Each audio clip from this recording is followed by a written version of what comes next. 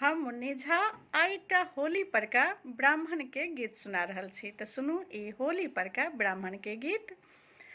गह बड़ी में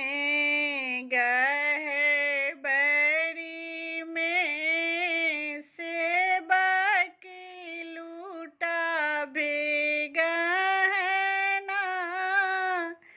गह बड़ी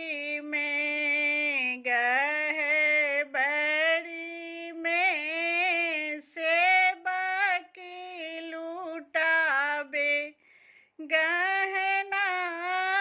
गह बड़ी में कथी बीनू आहे ब्राह्मण मुँह मामलिन भेली आहे। कथी बीनू शक्ति के हीन भेला आहे। कथी बीनू शक्ति के हीन भेला।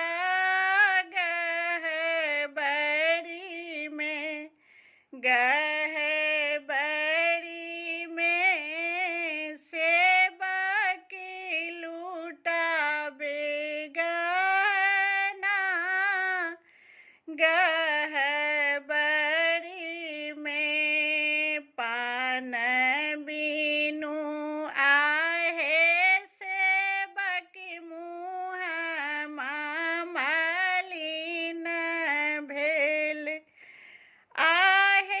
जनऊ बीनू शक्ति के हीन भेला आहे। जनऊ बीनू शक्ति के हीन भेला। गह बड़ी में